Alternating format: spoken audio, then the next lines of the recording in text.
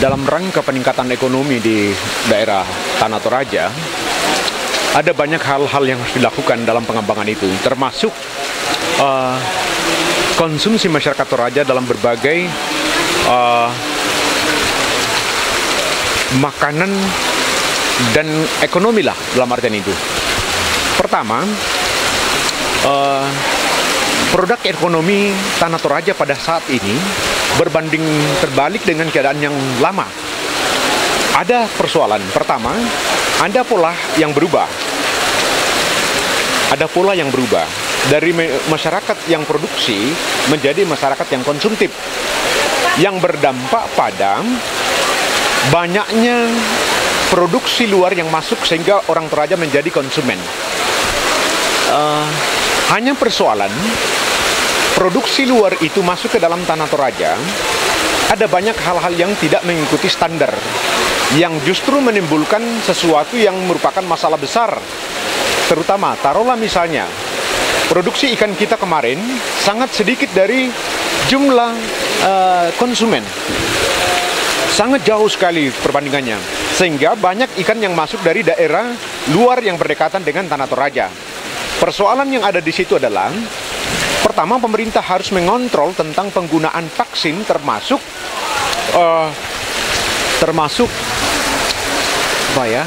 formalin ini yang tidak bisa terdeteksi sampai pada hari ini.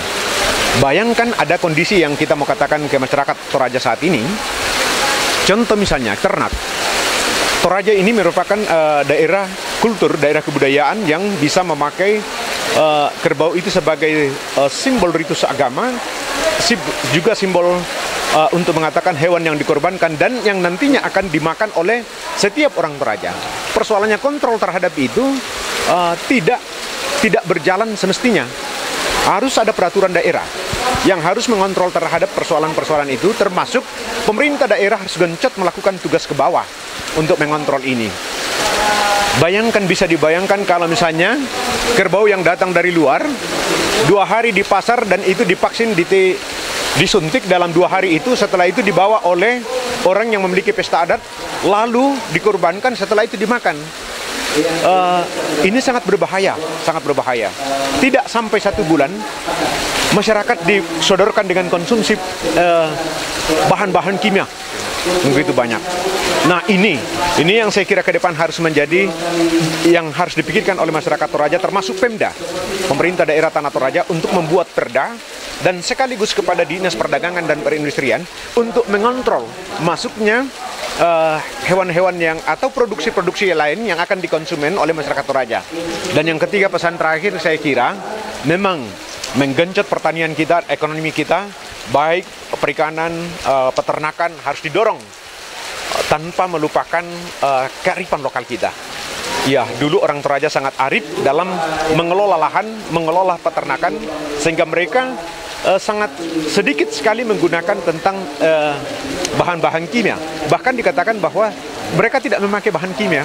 Nah, ini yang saya lihat perlu menjadi warning bagi pemerintahan kita, supaya segera melakukan peraturan daerah untuk itu, dan kedua, kepada Dinas Perindustrian Perdagangan itu mengontrol sehingga penggunaan zat-zat kimia tidak merusak masyarakat Toraja sendiri.